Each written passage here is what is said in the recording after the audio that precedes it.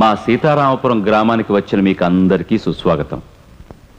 కోనసీమలో మాదొక సుసంపన్నమైన గ్రామం. అరుగో మా ఊరి కామందు సీతారామయ్య గారు. కొబ్బరి పంటకు ప్రసిద్ధి మా ఊరు. అందుకే మా కామందు గారి గుండె కూడా నారికేళ్ల పాకం. ఆయన మాటకు ఇక్కడ చెట్లు, చేమలు, పశువులు, పక్షులు కూడా తలలు వంచుతాయి. ఆ వస్తున్నది కామందు గారి ఒక్కగానొక్క కొడుకు వాసు. కాకినాడలో డాక్టర్ చదువుతున్నాడు. శని ఆదివారాలు తండ్రితో గడపడం కోసం విధిగా వస్తాడు. వాళ్ళు తండ్రి కొడుకులా, అన్నాదమ్ములా, ఇద్దరు స్నేహితులా అన్న విషయం మీద మా ఇరుగు పొరుగు గ్రామాల్లో పందేలు కట్టుకుంటారు. మీరు సందేహించకండి, వాళ్ళు తండ్రి కొడుకులే. ఇది సీతారామయ్య గారి లంకంత అయోధ్య.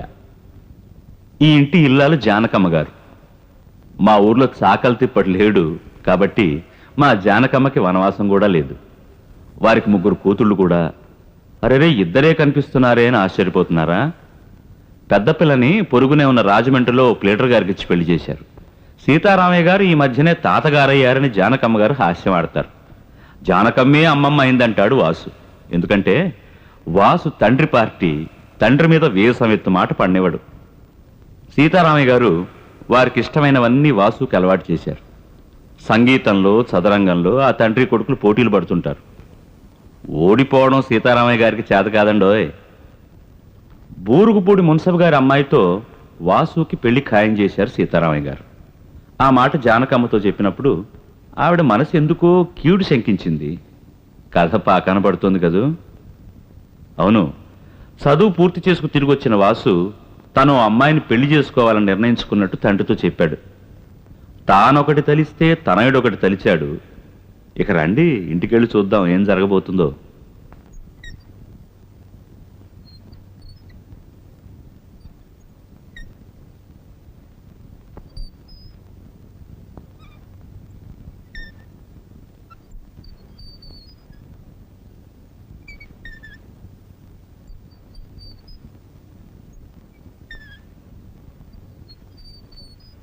మూడు సంవత్సరాలుగా సుమతిని నేను ఎరుగుదును. ఆమెనే పెళ్లి చేసుకుందామని నిర్ణయించుకున్నాను. ఆమె నా మీద ఎన్నో ఆశలు పెట్టుకుంది. అది కాదురా తమ్ముడు, నాన్నెవరికో మాట ఇచ్చారు. నేను మనసిచ్చానక్క. వాసు, నీకు తెలుసు మీ నాన్నగారి మాటకి ఈ ప్రాంతంలో ఎంత విలువుందో. బావా, అలాంటి తండ్రి కడుపున పుట్టి నేను మాట తప్పడం మా నాన్నకి విలువ. అయితే ఏమంటావురా? మీ నాన్నగారు తెచ్చిన సంబంధం చేసుకోవా? చేసుకోలేను. నేను కోరుకున్న అమ్మాయిని చేసుకోవడం మీకు ఇష్టం లేకపోతే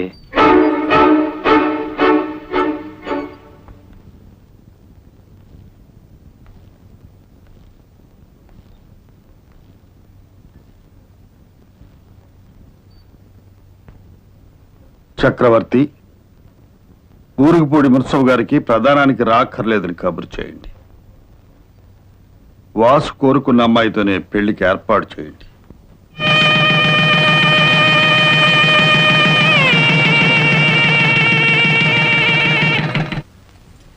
నాన్న, కోరుకున్న సుమతినిచ్చి పెళ్లి చేయడంతో ఎన్ని జన్మలకి మీ రుణం తీర్చుకోలేనేమో అనిపిస్తుంది. నేను సుమతి ఇద్దరం డాక్టర్లమే. ఎక్కడో పట్నంపై ప్రాక్టీస్ చేయడం మా ఇద్దరికీ ఇష్టం లేదు. జీవితాంతం ఇక్కడే ఉంటూ మనలోనే ప్రాక్టీస్ చేద్దాం అనుకుంటున్నాం. అందుకని మన తోట బంగ్లాలో హాస్పిటల్ కట్టించడానికి ముహూర్తం పెట్టించాను నాన్న. పగలంతా హాస్పిటల్, రాత్రి అయితే మన ఇద్దరం చదరంగం. చెప్ప జానకి,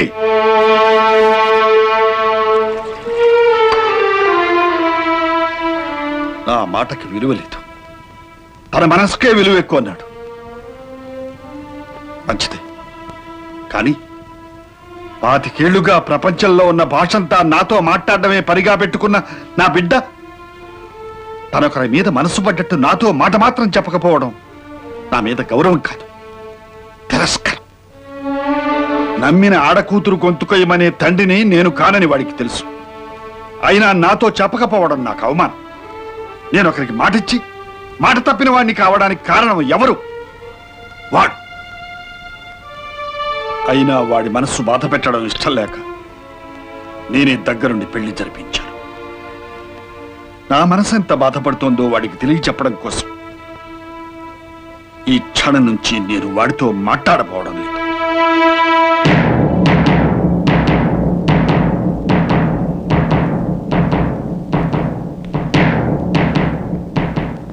ఆసుపత్రి కట్టుకుంటాడో ఆస్తి అంతా మూట కట్టుకుపోతాడో వాడిష్టం, అది వాడి హక్కు. కానీ నాతో మాట్లాడే హక్కు మాత్రం శాశ్వతంగా పోగొట్టుకున్నాడు. జానకి, అది వాడితో చెప్పు.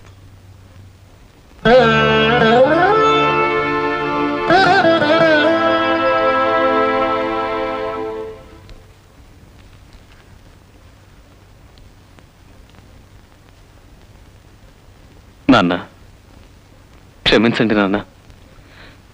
సుమతి విషయం మీతో చెప్పకపోవడానికి కారణం మీ మీద గౌరవం లేక కాదు. నేను మీతో మాట్లాడకుండా ఉండగలనా? నాకింత పెద్ద శిక్ష వెయ్యొద్దు. ఇది నేను భరించలేను నాన్న. వాడు పుట్టాక చేసిన మొట్టమొదటి తప్పండి.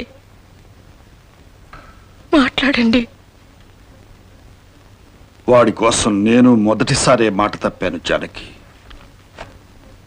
ఈ జన్మకిది చాలు.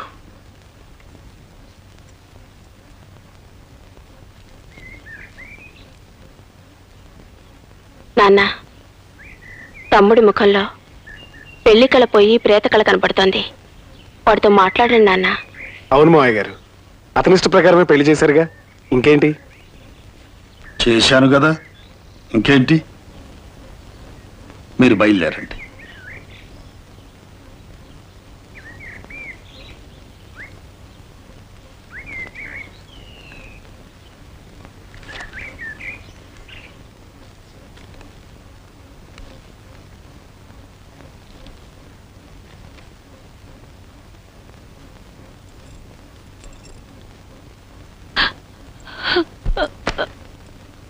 ఏమ్మా,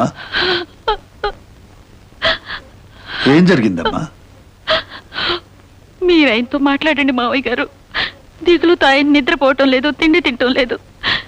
నేనొచ్చి మీ తండ్రి కొడుకుల్ని విడదీసిందని అయ్యాను. నన్ను క్షమించి ఆయనతో మాట్లాడండి మావయ్య గారు. చూడమ్మా, నువ్వు ఈ ఇంటి కోడలివి, నా కూతురు లాంటి దానివి. నీ మీద నాకు కోపం లేదమ్మా. ఈ ఇంటి కోడలిగా నీకేం కావాలన్నా అడగొచ్చు, శాసించొచ్చు. కానీ మాటకు విలువ తెలియని వాడితో నన్ను మాట్లాడమని మాత్రం అడగొద్దు.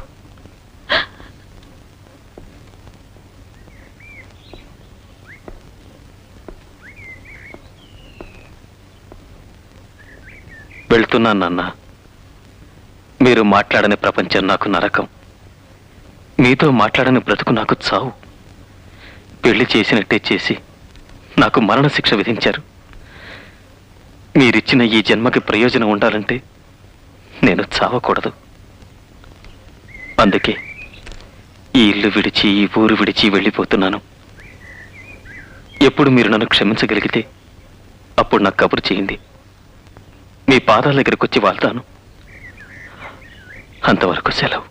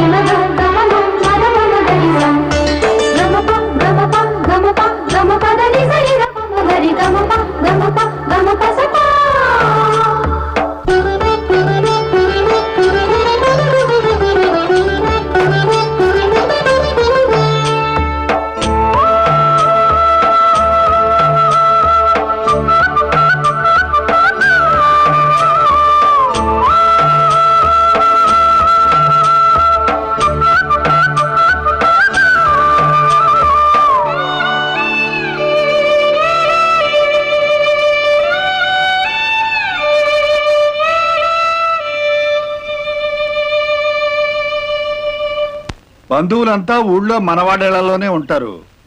రాజమండ్రి హోటల్స్ లో కొన్ని రూములు వేయించు, పెళ్లి కొడుకు స్నేహితులు వాళ్ళు ఉండడానికి. అలాగే మావయ్య గారు, ఈ ఇబ్బందులన్నీ ఉంటాయనే అమ్మాయి పెళ్లి రాజమండ్రిలో చేద్దాం అనుకున్నాను. ఊరుకోవయ్యా, నా పెద్ద కూతురు బిడ్డ మనవరాలి పెళ్లి నేను బతికుండగా నా ఇంట్లో కాకుండా నీ ఇంట్లో చేస్తావా?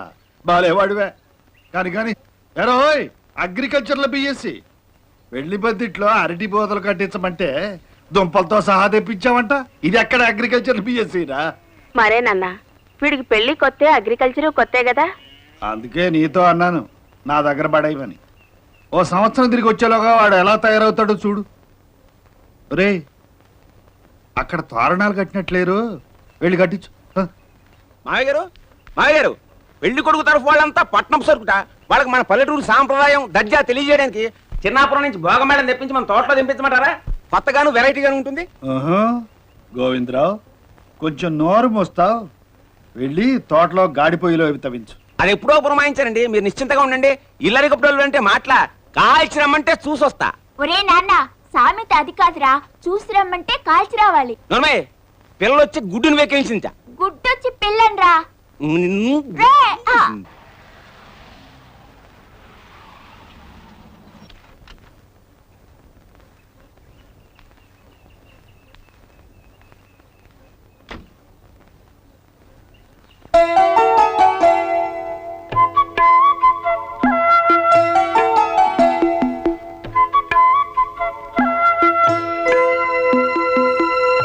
ఇందుమతి, వచ్చింది ఎవరో చూడు.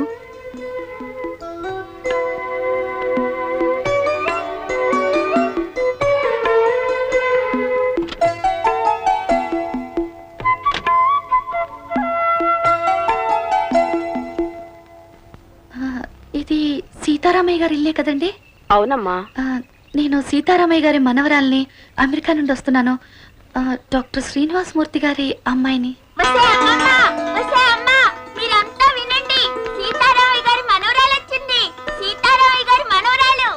ఏమిట్రా, మనవరాలా?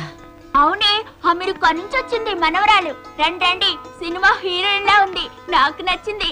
రండి. అమ్మా నాన్న రాలేదండి, నాన్నకి తీరుబాటు కాలేదు. అమ్మ నాన్నతో ఉండకపోతే వీలు కాదు. అందుకే పెళ్లికి నన్ను వెళ్ళమని పంపారు.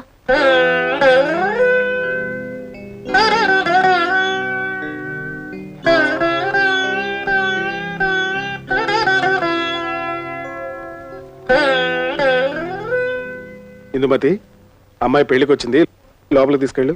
చక్రవర్తి, కార్డు నువ్వు పంపావా? అబ్బే, నేను పంపలేదండి. సరే, వచ్చిన బంధువులకి ఇంట్లో సదుపాయాలు అవి సరిగ్గా చూడండి. ఇది సీతారామయ్య గారి ఇంట్లో జరుగుతున్న పెళ్లి.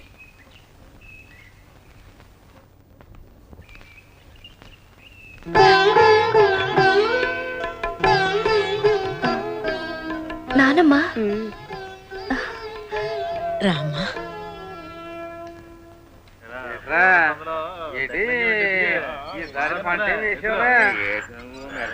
సీతారామయ్య గారు మనవరాలు వచ్చిందంట. వచ్చింది సరే, అసలు ఉండేస్తాడా అని పట్టుదల ఎంతకాలం ఉంటాయి, ఈ పిల్ల రావడంతో అన్ని చక్కబడొచ్చు కదా. చూద్దాం. సువర్ణ, ఏమిటే చూసేది? రే, నువ్వు తోటకెళ్ళరా. ఇదిగో మా మాంగారు సంగతి నాకు తెలీదా? 20 ఏళ్ల క్రితం తెగిపోయిన సంబంధం. ఇప్పుడు ఈవిడ గారు వస్తుంది, ఓ కలిసిపోతుందా? ఉండేలకేం తెలుసు పిల్లకాకి దెబ్బని. ఒరే నాన్న, పిల్ల కాకేం తెలుసురా ఉండేది దెబ్బ.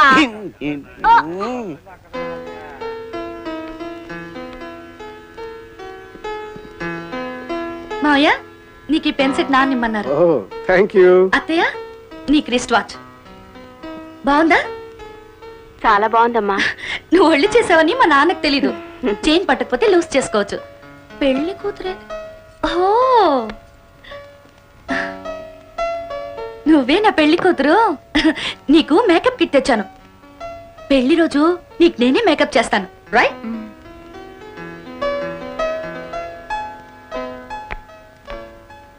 కాశీ బావంటే నువ్వే, రైట్? అవును, నాకేం పంపించారు మావయ్య? నీకు ఈ పాటికి గెడ్డ వచ్చి ఉంటుందని ఈ ఎలక్ట్రిక్ షేవర్ ఇచ్చారు. How do you like it? ఒరే బ్రదరు, ఇక్కడున్న తాతయ్యకి తెలియకపోయినా నీకు గడ్డ వచ్చిన సంగతి అమెరికాలో ఉన్న మావయ్యకి తెలిసింది. థ్యాంక్స్ చెప్పరా. థ్యాంక్స్. నువ్వు శ్యామలత కొడుకువి రైట్? అవును రైట్. నా పేరు బంటి, నీకు నేను బావని. చిన్న కుర్రాళ్ళ ఉన్నానన్నా, మరో 10 ఏళ్లలో పెద్ద మనిషిని అవుతాను. రైట్ రైట్ కదా?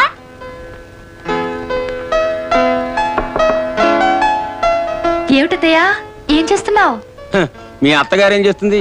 ఏమీ చేయలేదు. అవును, నువ్వేం చేస్తున్నావు ఇక్కడ? ఇల్లంతా తెగ తిరిగేస్తున్నావు. మీ తాతగారు చూస్తే కోపడతారు. ఎక్కడికి వెళ్ళి దాక్కు. ఆ కేర్ నేను తీసుకుంటాను. రైట్? మీ టేస్ట్ మా డాడీకి తెలియదు. ఈ పెర్ఫ్యూమ్ ఇమ్మన్నారు. రైట్.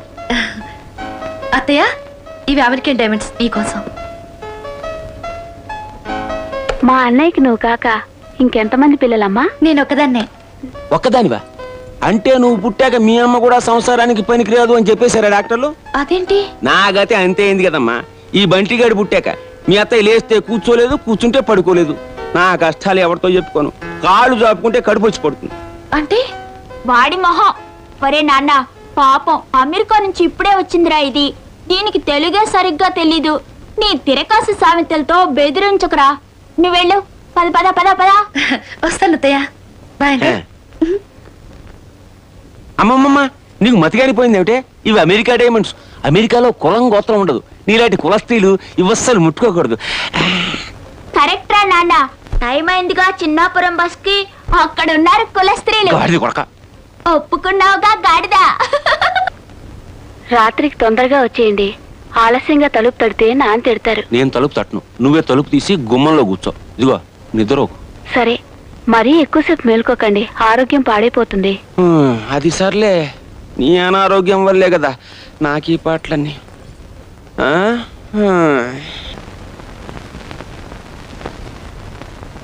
రామ్మా, నీకోసమే వస్తున్నాను. రా, ఇలా కూర్చో. నానమ్మ నానమ్మ, ఆ ఉయ్యాల బల్ల మీద కూర్చుంటాను. అలాగే కూర్చోమ్మా. రా. మధ్యాహ్నం సరిగా అన్నం కూడా తినలేదు. మా పల్లెటూరు వంటలు నచ్చలేదేమో. అమెరికాలో ఏం తినడం అలవాటో మరి. ఇందమ్మా, ఈ స్వీట్లన్నా తినమ్మా. ఇవి సున్నుండలు కదా? ఇవి కజ్జికాయలు, ఇవి బొబ్బట్లు, కాజాలు, పూతరేకులు. అవును, వీటి పేర్లు నీకెలా తెలుసు? అమ్మ చేస్తుందిగా. నాన్నకు చాలా ఇష్టం, నాకు కూడా ఇష్టమే. అమెరికాలో తెలుగు వంటలు తింటారా? అయ్యో నానమ్మ, మా ఇల్లు ఒక సీతారామయ్య గారిల్లే. అక్కడ ఆడే మాట తెలుగు, పాడే పాట తెలుగు, తినే తిండి తెలుగు. అవును, ఈ ఉయ్యాల బల్ల మీద తాతయ్య గారు కూర్చుంటారు కదా? నాన్న చెప్పాడా? ఇలాంటి ఉయ్యాల బల్ల అక్కడ కూడా పెట్టించారు. నన్ను కూర్చోబెట్టి నాన్న నాన్న అని పిలుస్తూ నాతో కబుర్లు కూడా చెప్తుంటారు. నిన్ను నాన్న అని పిలుస్తాడా? పేరు పెట్టి ఇప్పుడు పిలవరు, నాన్ననే పిలుస్తారు. చిన్నప్పుడు తాతయ్యతో చెప్పేవారంట కదా కబుర్లు. ఇప్పుడు నాతో. నేను మా నాన్నకే నాన్నని, తెలుసా? నా తల్లి. నానమ్మా, నీకు గిఫ్ట్ తెచ్చాను. ఏంటమ్మా? చూడు.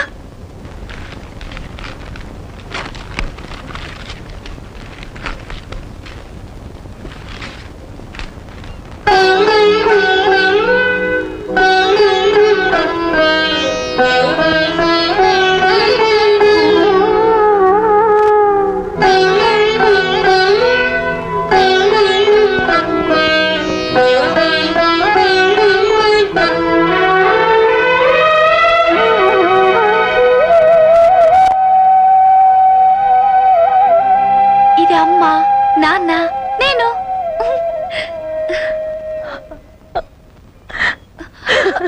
నానమ్మ నానమ్మ,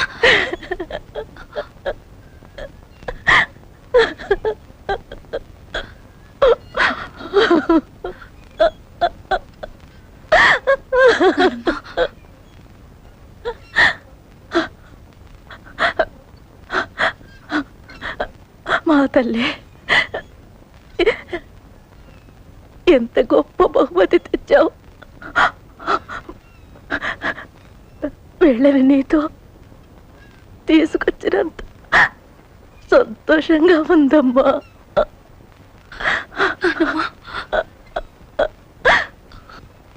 నానమ్మ,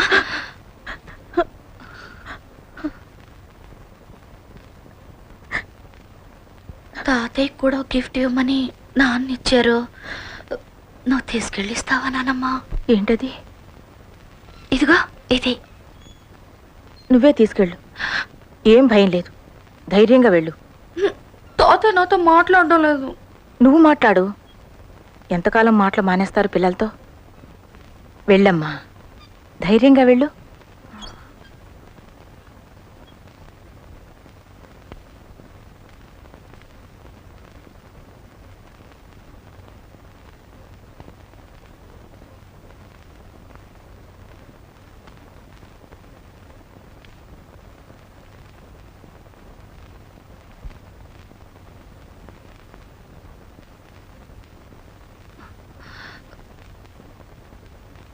తాతయ్య, తాతయ్య, ఇది మా నాన్న మీకు ఇవ్వమన్నారా? ఏంటది?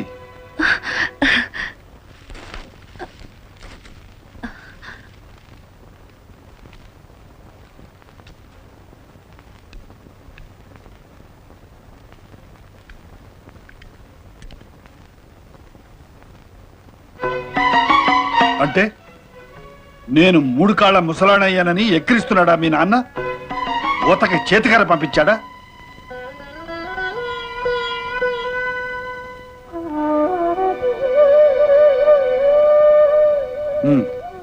అక్కడ పెట్టెళ్ళు. నేను రావడం మీకు ఇష్టం లేదా తాతయ్య? అసలు నిన్ను ఎవరు రమ్మన్నారో చెప్పు ముందు. శుభలేఖ పంపారుగా. ఎవరికి పంపారు? మా నాన్నకి. మరి వారు దయచేయలేదే? ఆపరేషన్స్ తాతయ్య, పని ఒత్తిడి. అవునులే, కత్తులు పెట్టి కోయడమే వృత్తి కదూ మీ నాన్నకి. ఇక్కడ మా గుండెలు కోసిన అనుభవంతో అక్కడ పెద్ద డాక్టర్ అయిపోయాడు మీ నాన్న. నా ఇంటి శుభకార్యానికి రావడానికి కూడా తిరిగిలేదు పాపం. కన్న తండ్రికి కూడా అందనంత ఎత్తుకి దిగిపోయాడా మీ నాన్న? అవును తాతయ్య. సరే, వాళ్ళ ఎత్తుల్లో వాళ్ళని ఉండమను. నేను మాత్రం వాడి కోసం ఒక మెట్టు కూడా దిగను. నేను సీతారామయ్యని. నేను సీతని. ఏమిటి? నా పేరు సీత. మీ పేరే తాతయ్య.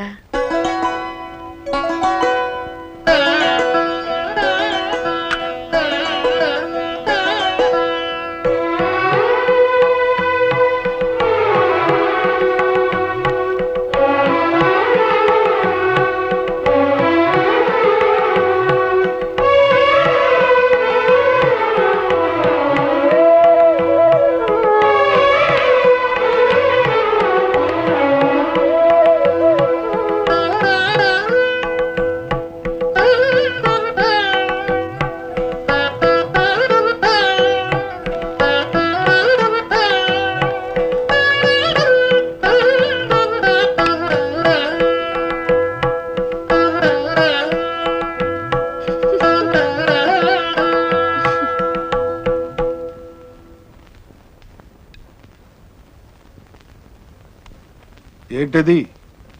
కనిపించడం లేదేంటో. ఎక్కడిది? ఎక్కడిది? ఆ పెళ్ళిచ్చింది బహుమతి నాకు. అక్కడ నా నెత్తి మీద పెడతావెందుకు? పెట్టుకున్నంతకాలం నెత్తిమీదేగా పెట్టుకున్నారు. ఇప్పుడు మాత్రం ఏమైంది? భూమి గుండ్రంగా ఉంటుందట. అమెరికా సరిగ్గా మనం ఉన్న చోటికి అవతల వైపు ఉందంట. అంటే ఇప్పుడు మన నెత్తి మీదుగా వాడు, వాడి నెత్తి మీదుగా మనం ఉన్నాం. ఏం చేస్తాం? అది సరే, ఇవన్నీ నీకెవరు చెప్పారు? ఆ పిల్లే. పిల్లంటావేంటి? పిల్ల? ఆ పిల్లకి ఓ పేరుంది. నా పేరే సీత, తెలుసా? తెలుసు. మీ పేరు కాబట్టే పేరు పెట్టి పిలవలేదు. తెలుసా?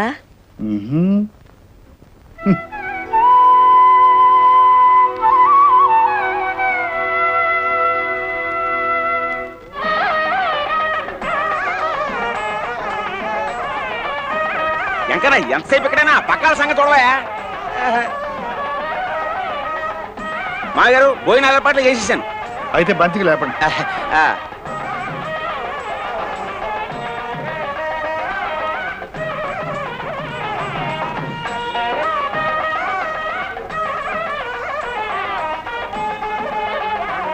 తాళం చెవి ఎక్కడ పెట్టావు? ఏది వినిపించింది సావది సన్నయ్య గోళ్ళ. అమ్మా, కాఫీ టిఫిన్లు అయ్యా? అబ్బబ్బబ్బా ఉడకలో పాలకంలాగా నువ్వేట్రా రండి, రండి. కాశీ లేడీస్ రండి, జాగ్రత్త. ఇక్కడ కూర్చోండి. మీ మనవరాలు వచ్చిందటగా సీతారామయ్య గారు. ఏ మీ మనవాళ్ళు ఎవరో మీ ఇంటికి రారా? అక్కడ ఆ పక్కన లేడీస్ ఆ. నేను చూసుకుంటానులే. పెళ్లి సరే. చూడండి.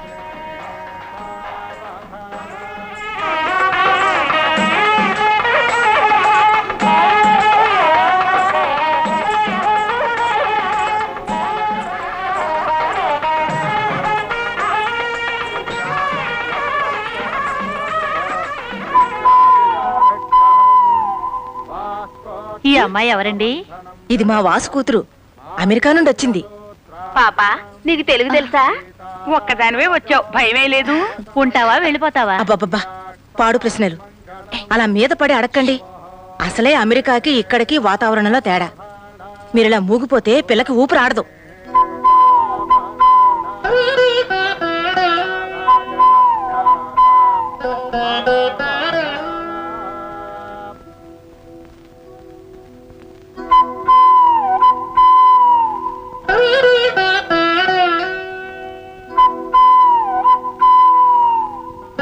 భజంత్రేలు చదివింపుల కార్యక్రమం. గోవిందరావు ఏంటి మామగారు? పెళ్లి కూతురికి చదివించు. అలాగే మామగారు పెళ్లి కూతురికి. పెళ్లి కుమార్తెను ఆశీర్వదించి తాతగారు 10,000 రూపాయలు. నానమ్మా ఇది నువ్వే ఇయ్యమ్మా.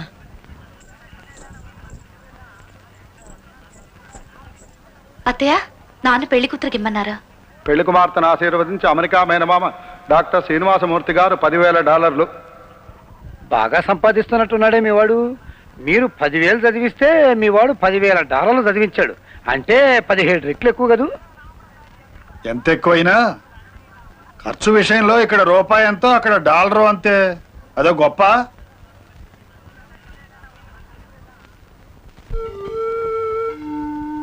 నాన్న నేను క్షేమంగా చేరుకున్నాను. పెళ్లి ఈ రోజే అయింది. అన్నీ మీరు చెప్పినట్టే జరుగుతున్నాయి. మీరు రాలేదని తాతయ్య కోపం వచ్చింది. నాన్నమ్మ మాత్రం నన్ను చూసి మిమ్మల్ని చూసినంత సంబరపడుతుంది. ఇక్కడ నేను కలిసిన వాళ్ళందరూ నాకు బాగా నచ్చారు. చిన్నప్పుడు మీరు పెరిగిన ఊరు చూస్తుంటే నాకెంతో ముచ్చటగా ఉంది. మీరు ఎంత అదృష్టవంతులు నాన్న.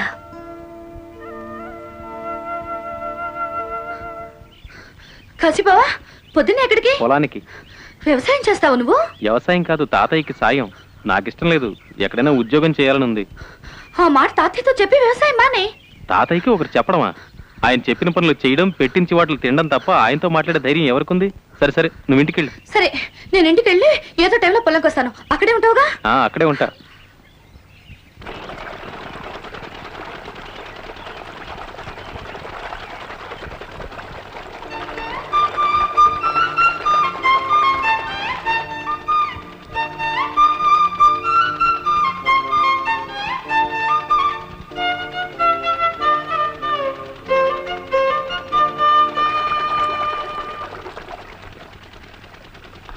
నువ్వు వైలిన్ ఇంత బ్రహ్మాండంగా వస్తావు నాకు చెప్పలేదే? వస్తే సీత వీడు పైత్యాలు రాస్తాడే. పైత్యాలా? వాడి మొహం. కవిత్వానికి తాతయ్య పైత్యం తిడతాడులే. నువ్వు కవిత్వం రాస్తావా? అయితే నేను ట్యూన్ కట్టాను, నువ్వు పాట రాయాలి. రైట్? వస్తే సీత నువ్వు ట్యూన్ కట్టడం, వీడు పాట రాయటం. గాడిదలో గాడిదలు ఈ తోటంతా గోవిందా గోవిందా. నిన్ను ఆగు.